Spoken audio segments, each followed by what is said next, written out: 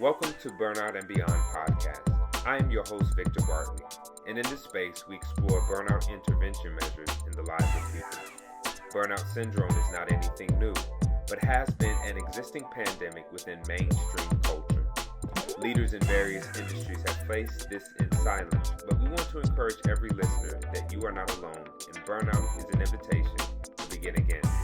Today's episode is an exciting conversation with Leilani Langdon.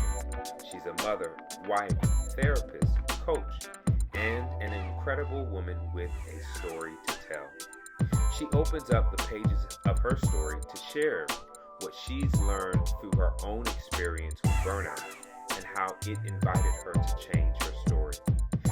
This is a story you don't want to miss. Let's grow beyond the burnout with Leilani.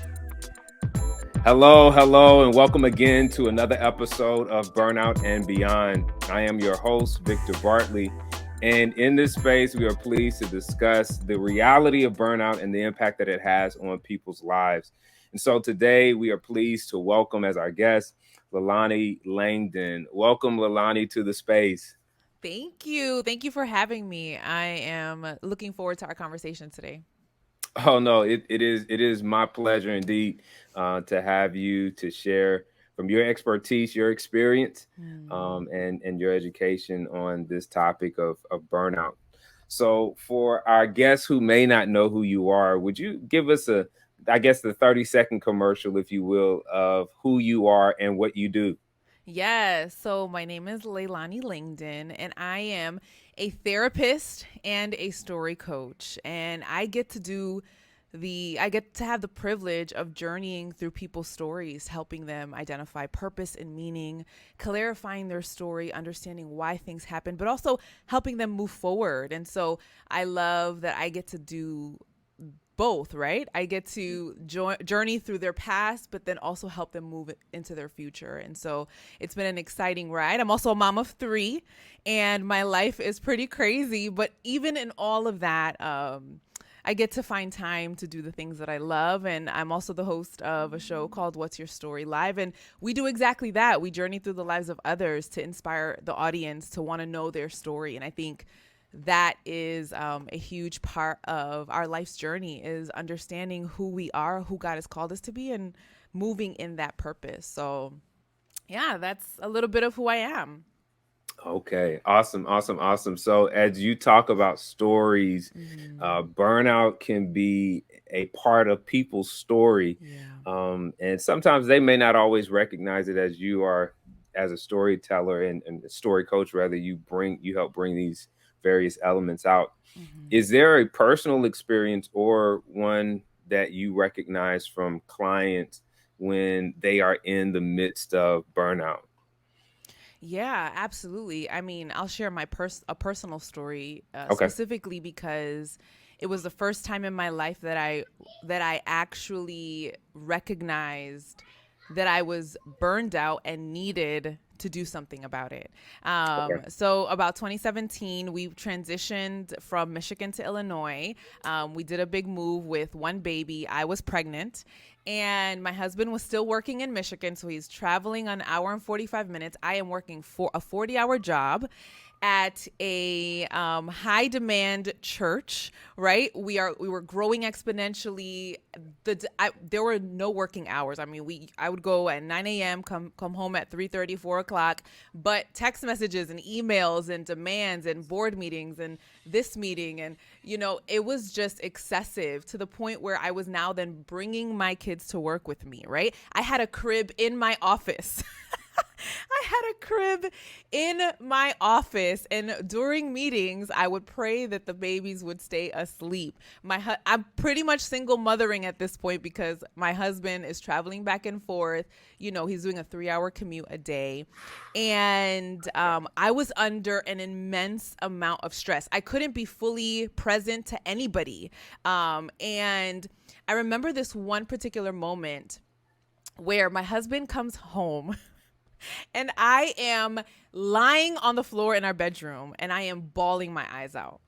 And like he walks in, I'm curled up in a ball, right? And he walks in and like, I laugh about it now because when I look back, it was funny when you retell it. But I'm literally rocking myself. I'm crying. And he walks in and he's like, he doesn't know what to do. He's like, should I be here? Should I not be here? Are you okay? Should I leave you alone?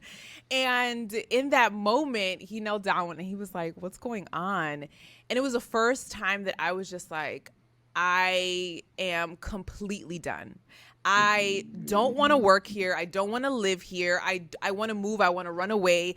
I just don't want to exist in this space anymore. I am completely done.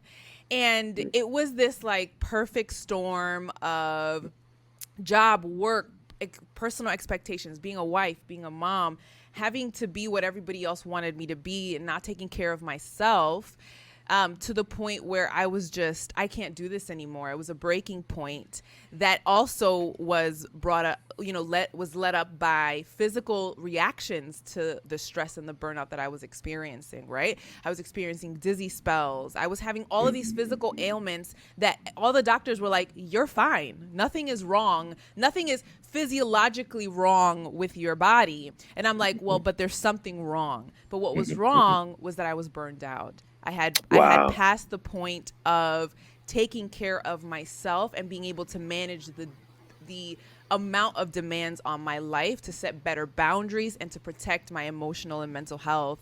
And that was a turning point for me. And the recovery from that has taken me years. It's taken me years.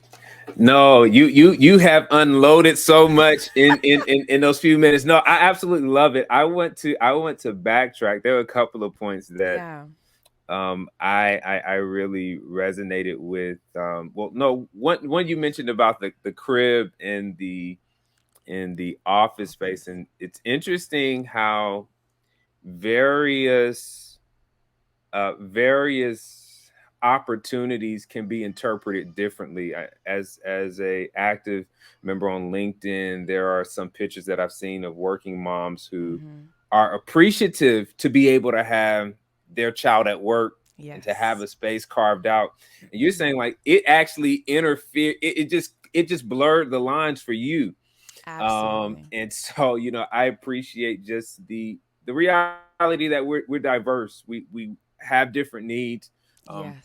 We work in certain settings better, and it just is. There's just a variety that is centered around our lives. You also mentioned which is where I really want to hang for a little bit, about just the vulnerability as a therapist and acknowledging that you're burned out. I want to find out just a bit, was it the uncontrollable weeping and crying that brought you to the place of confession? Or was it something that you had been ruminating over for a while, but just was trying to manage it? Yeah, that's a great question. It had been building, right? And I think that's what happens with burnout, right? It just builds and builds and builds. For a long time, I had been expressing what I was feeling, but I didn't. Here's the truth. As I'm a woman, so I'm going to speak as women. As women, there's so much on our shoulders and so much responsibility that to be honest, we put on ourselves, but that we also carry, right? So the expectation to be a good wife, to, be a great employee and succeed in my career, but to be everything I need to be to my children and not lash out at them and not take things out on them, to take care of myself, to take care of my home. You know what I mean? To be a good mother, to be a good sister and a good daughter. And there's so many things that we wear. And I think that as society, we often don't pay attention when a woman says, I'm tired. Like, I need help. I'm tired. And what I would get a lot of times was the response of, but just aren't you grateful that you have a flexible job where you can bring your kids? At least you can have your kids with you, right? And it was this sense of, it was a dismissal, a minimizing of what I was experiencing, right? And I remember starting to feel extremely apathetic towards life, towards my job. I lost a sense of meaning in an area of my life that I felt a lot of purpose and felt called to. And I was speaking, right? I wasn't holding it back, but I think that it was the physical act of breaking down. It wasn't intentional, right? But I think that moment brought a realization to my friends and my husband to be like, whoa, hold on a second, like she's really not okay. And I think because as men and women, we navigate and deal with stress differently.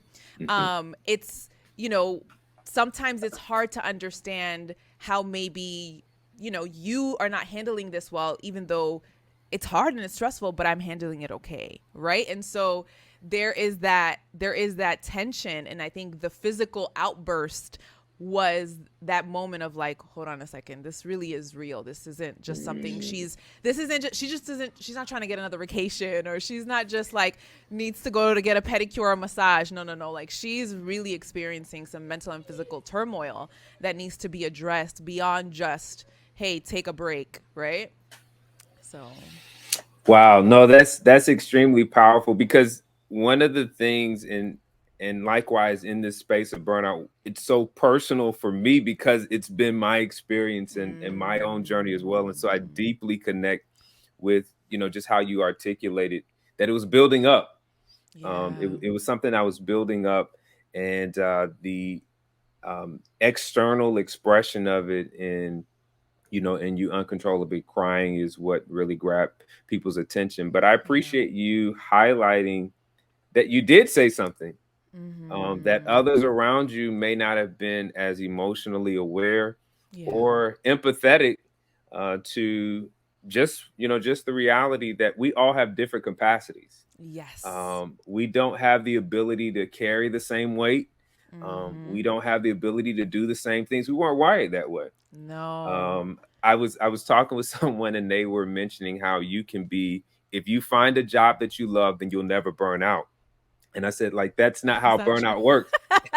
That's not how this thing works. No. And so as you just shared that you can be in this space. And while somebody else in the same position with a similar niche may do just fine with the stress load. Yes. And that's okay. Absolutely okay. You know what? I love that you said that, because that was a big part of my journey, was I'm an achiever. I'm a type 3. If you know the Enneagram, I'm a doer. I'm gonna get it done. Okay. And I pride myself in getting it done. Okay. And it was a come to Jesus moment, really, to be able to let that pride down and say, you know what? My capacity, I have limits. And my capacity is not the same as Joe, Gene, and Gina, right? Like it's just not the same. And learning to relearn, right? Unlearn to relearn how to live in balance, not equally, right? But how to live in a place of healthy balance within that capacity. What am I okay with? What am I not okay with? What are my triggers? When is the point where I start to say I am doing too much, right? And how do I express those boundaries? Because you're absolutely right. A lot of the things that caused me to get to this point was a lack of self-awareness of what my capacity was and what my boundaries needed to be, right? Especially in the type of work I was in, it was, the same place I work is the same place I worship, is the same place that is my community of friends. Like there is no distinction, and work and friendship and other life just always was intertwined. And so that really was difficult for me to set up a boundary and say, okay, well, this is what I can and can't do. This is what I can offer. This is what I can't offer. And so I love that you talked about capacity, because you're absolutely right. Everybody has a different level of capacity that they can bear, and that is okay. It doesn't mean that you're less than, if you can't manage certain things a specific way or the way that someone else can.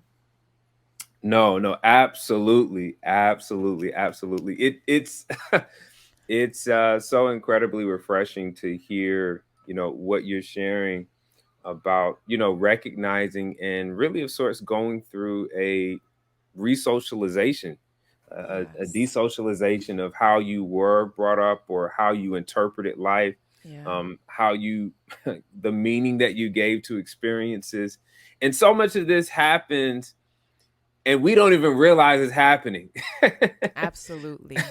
I Absolutely. as I talk to people about the topic and I listen to their story, it's like many times the struggles that have manifested now date back a few decades to even how you interpreted some events in childhood. Yes. So I mean, Yes. it's not just something that, as you said, just happened. It's something that's been building up and is now Absolutely. manifesting. And no, absolutely, absolutely powerful. And I'm sure that as listeners are hearing you share that they're connecting even to some burnout that they may be in denial about, Right. that they may be just trying to cope with, or I'm just going to push through it again Yeah. and it'll wear away eventually, and taking those sorts of measures that ultimately are just going to cause people, individuals, to remain in the cycle of it. Absolutely. Absolutely. Y- You go ahead, you're going to share. No, I don't. I want you to put a finger on the question you were going to ask. Yes. Something you said that I think is key, and this does take some work, right? Because you're absolutely right. I think when we are experiencing burnout, we initially either it's dismissed by others, right? Or we dismiss it ourselves. We minimize it ourselves. Well, I'm just tired because I just need a day of rest. I need to but something you talked about was the meaning that we attribute to these experiences. And, as somebody who loves stories, narrative is such a key component in navigating stress and burnout, right? Because it's not so much about what's happening to me, it's about how am I managing the things that are happening, right? It's about what coping skills do I have and what stories am I telling myself to manage these circumstances, right? And really sometimes what I've found in working with clients and with people in my own experience is that at the core of burnout is a story, right? It's a story, whether that's I'm not good enough, and so I have to work a certain way, I have to present a certain way, I have to show up a certain way, and that is not something that can be maintained long term, right? Because it requires a high level of function, and you can't function at a high level in all areas of your life, because if you're giving, you can't give 100% to 5 things. You can give 70% to one thing, right? And 30% to another, or it shifts, priorities shift depending on where you are. It's just not realistic. And so these narratives play a huge part in how we can navigate burnout and also how we can break through burnout. No, that's awesome. That's awesome. You talked about, as you were initially introducing your story, you talked Mm-hmm. about how this experience with burnout was the perfect storm. And I think that Mm. may lead even into the breakthrough experience Sure. that you just talked about. Kind of unpack that a little bit. Why do you call it the perfect storm? I guess this is a part of the whole thing of story, like the stories we're telling ourselves, right? Why Yeah. tell me a bit about the perfect storm of burnout. You know what? I believe that we have two choices, right? We can see our story as redemptive, or we can see it as destructive, right? And with no end and hopeless.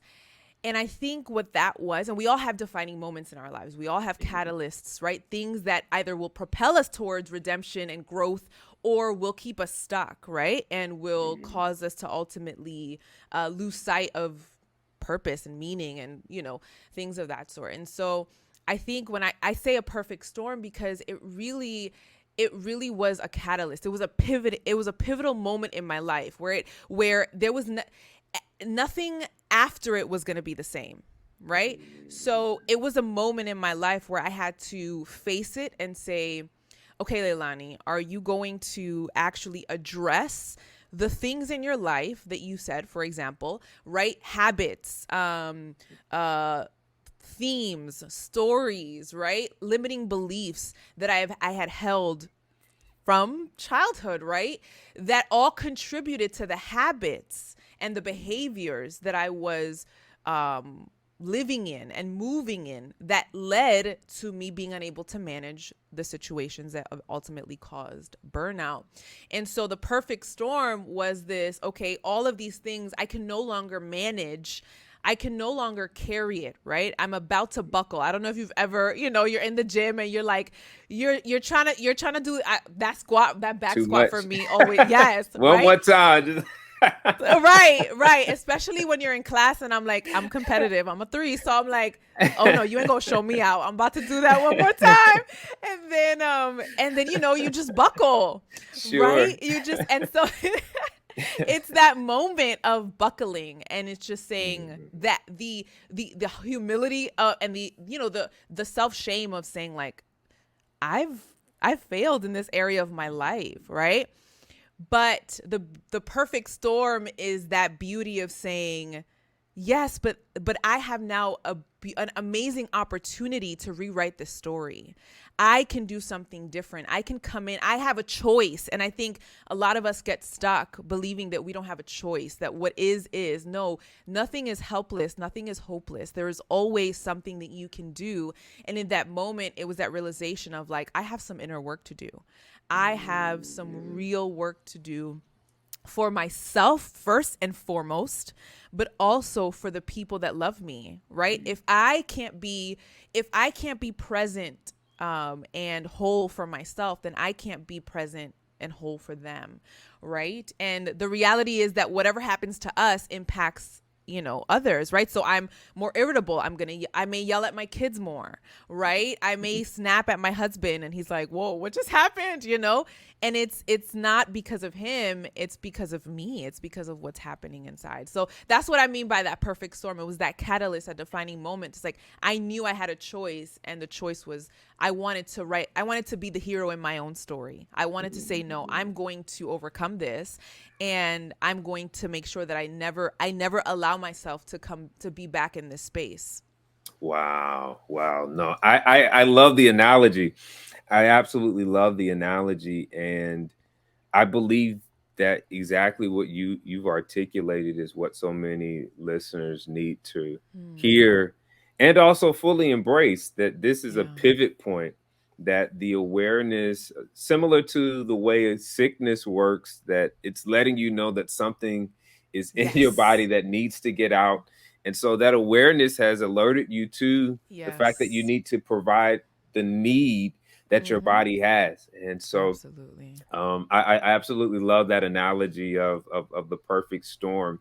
If you could, you've said that it's taken a couple of years. I appreciate the fact that you just confessed that, one, because there's this expectation that if I just take a vacation, if I just set this boundary, or if I just do this or that, then it's going to fix itself. But the reality is, as you said, like, I didn't get here overnight. There you go. That's it. I didn't get here overnight. Right. And so it's going to take some time to work through this in a more complete process. Absolutely. And that's okay, because every victory feels like a weight lifted. Yes. It feels like a weight lifted. Can you share a little bit about your journey and just about the breakthrough for our audience? Yeah, definitely. So initially, the first thing that I knew I needed was a therapist. As a therapist, right? It's so funny because it's so much easier for us to see things outside of ourselves. So I can see it in someone else, and I can help you through what you're experiencing. And even though I may have a heightened self-awareness because I know and have certain tools in my toolbox to help others, I can use them, but I'm limited, right? I'm limited because as long as I am holding the paper up to my nose, there are things that I will never see. So, in order for me, and I tell clients this all the time, you have to get some distance between you and that thing, whatever that thing is, right? And so, I needed some distance. And the distance for me was someone else who can mirror back and speak to me objectively, someone who did not know who I was, who had no preconceived notion or bias or previous experience, and who can say, I see you. Not only do I see you, but also a space. And it's funny because, I say this now and I'm like, Leilani, you're a therapist. Like, you tell your clients this, right? But it's funny because I had underestimated the power of being able to be in a room where it was just about me, where I can just talk about me, where there was no expectation of having to be something for someone else, right? And I think when I felt burnt out, and when we're burnt out, we are just at capacity, right? And so everybody needs something. My kids need something. My husband needs something. My boss needs something. I'm managing my teams. My teams are constantly texting me, like everyone needs something from me. And so to be in a space where no one needed anything and I could just speak freely and be myself was healing in itself, right? Wow. Yeah. It's healing in itself. And so that was my first. I needed some distance. So that distance allowed me to really see from a high up view, right? A higher view, what was happening, what's the landscape of my life and what's going on. And so that was key. The other thing was, the second thing was really understanding what stories weren't serving me, what was I believing about myself and about my circumstances that weren't serving me. And then learning to rewrite those things, whether that was, at the core believing that I wasn't good enough. So in order to feel good enough, I had to perform. So obviously, that pushes a certain level of energy towards something. And then if things don't work out a certain way, I'm not able to be 100% at my job. That's translating to me as, well, you're not good enough, right? And you're going to be seen as not good enough. So you need to try harder. So working with those narratives was extremely important. And I also had to go through a series of taking care of myself, right? Like actually physically, I started do chiropractic care. I started getting massages. I started taking time away and practicing silence. I mean, literally just silence. And in those moments, it's so powerful to me because as a believer, I remember walking around a park. There's this beautiful park right by where I drop my kids off for school. And so I would drop them off and I started the practice of walking after and just taking 15, 20 minutes to myself. And I remember just having this conversation with God. And I'm just like, I have all these feelings and I feel, I know this is what you've called me to, but I don't want to do this anymore. Like I'm tired, I'm frustrated, I'm irritable, I'm angry. And I feel anxious all the time. And I just simply remember God saying like, your life is being consumed by your internal pace, not your external pace, right? So what was happening for me was that I was letting what was happening inside, my brain, my mind was moving 1,000 times faster than what was actually happening outside of me. But for me, right, what we go to is like, well, my job sucks, right? Like, oh, I wish I had a different boss, or, I wish I was in a different relationship, or my kids are so difficult. Those may be true. Yeah. But the reality is that for me, it was more about how I was seeing things and how I was allowing things to play out that really affected me. And so there was that self-care element that was so key for my healing and maintaining, right? Being present to myself. I did start taking a day to myself. So I didn't work on Mondays.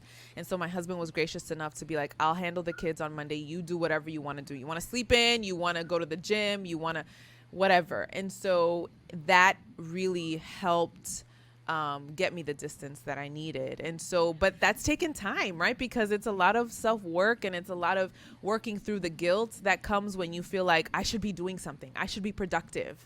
Right. And giving yourself the compassion to say and the grace to say, no, it's OK. Like you need to take care of yourself. Wow. No, you dropped so many gems on, the importance of self-care, awareness, self-awareness, and mindfulness, even just being Huge, present without huge. judging, my emotions, judging where I am, and trying to get to the next station or stuck in the Yes, past. Just being present. in the moment. It's so powerful. Um, I love the fact that you the whole narrative, or the image that I got of I'm running faster than I actually need to be. Like Absolutely. the external is setting a pace for this, but I'm just trying to outpace even what's Yes. necessary.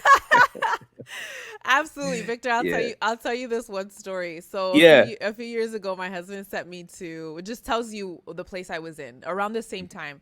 He sent me, for my birthday to go away at a hotel or whatever. That night, I was like, "Oh, let me go to Target and grab some things." I was by myself, nowhere to go, nothing to do, and I was running through Target, okay? And the reason why I knew that was because I was out of breath. I'm over here, I'm panting and I'm huffing and I'm puffing, and I'm like, why do I feel so out of breath right now? And it was like a moment, pause, and it's like, you're running. And I'm like, why am I running? There's no one.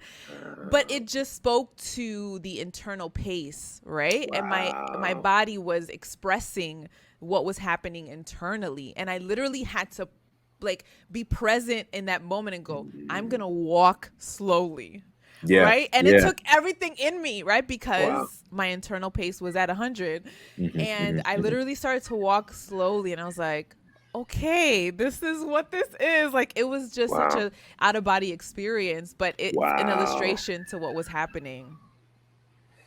Wow. That's so powerful, because you know all of these elements that you speak about with pace and self-care and mindfulness and meditation and prayer and devotion and just listening, Yeah. they all I'm hearing converge on this clarifying of who am I, like this all-time question Yes. that we all are seeking to get the answer to.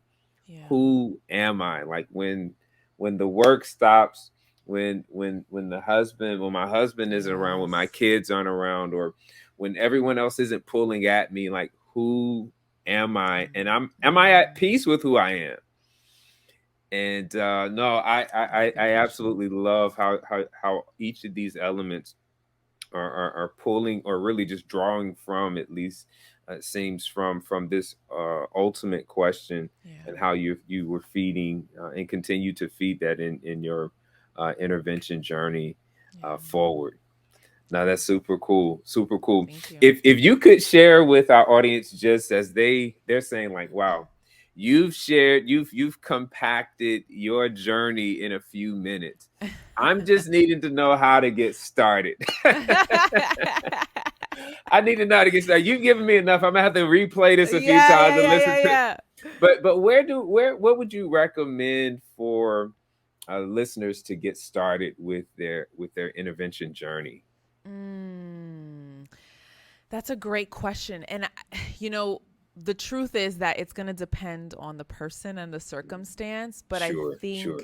that if someone is listening to this, I think I think there's a series of questions, right? It's I think it comes down to being able to stop and evaluate, what have I been feeling? Kind of a come to what you talked about, presence, right? It's taking a few moments and asking yourself, what have I been feeling? Have I been the best version of myself recently? And if Mm, not, then why? Right. And then I think from there, it's about how do I get some distance to have someone mirror back to me? So whether that's a therapist, a coach, a friend, being able to really identify, is this burnout, or is, because the truth is that it's not always burnout, right? It's there you go. there are times where it's there's just a season that's really hard, right? You're moving and things are expected to be harder.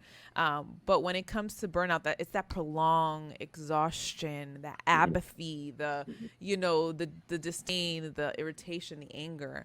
And I think that's when it's time to stop making excuses and say, okay, I'm gonna get help. And one of the ways you can get help is by seeking out someone who can help mirror back to you what's happening. No, that's awesome. That's awesome. We need community. We don't get through this recovery journey on our No, own. We need Absolutely community. not. I Absolutely. love it. I love it. I love it. Leilani, it has been a pleasure. It has been a pleasure to Yes, have you same. in the space, and deeply appreciate you opening up the story of the pages of your story, Thank and you. sharing the intersection of burnout. For our listeners that want to connect with you and learn more Yes. about what you do, how Sure. can we do that? Sure. You can find me, you can follow me on Facebook and on Instagram at Leilani Langdon, or you can check out What's Your Story live on all podcast platforms or on YouTube and get to know me there. So, Awesome, awesome, awesome. Well, we will definitely do that, and continue to keep in touch, and learn more of yes. the stories that you are helping to bring to a better place, and Yes. empowering the lives of people. As Absolutely. you have heard it from Leilani Langdon, that you are not alone in this journey. That she has Mhm. gone through this, been experiencing it for some years, and is in the recovery journey, is continuing in the path forward of healing, wholeness, and of wellness. And so we just want to encourage you, as she said, that burnout is really an invitation to begin again. All right, peace out. Such a captivating and empowering conversation with Leilani. I was moved by her confidence to seek out a therapist, even as a licensed therapist herself. Oh, she dropped some major gems when she cautioned us and called us, invited us to reframe burnout, and to see it as the perfect storm that's inviting us to do something. Leilani reminded us that at the center of burnout is a narrative of unrealistic expectations that cannot be maintained long term. What is the story that surrounds your burnout? Have you taken the time to tell yourself what has sustained you in your experience with burnout? Well, now is the time to know it, to own it, and to grow beyond it. Your breakthrough in burnout is on the other side of you beginning again with a new story. Maya Angelou once said, "There is no greater agony than bearing an untold story inside you." Thank you for joining this episode of Burnout and Beyond. To see previous episodes, visit the podcast page on Victor Speaks Life. If you or your organization want to grow beyond burnout, share your information by clicking the Book Victor icon. And until next time,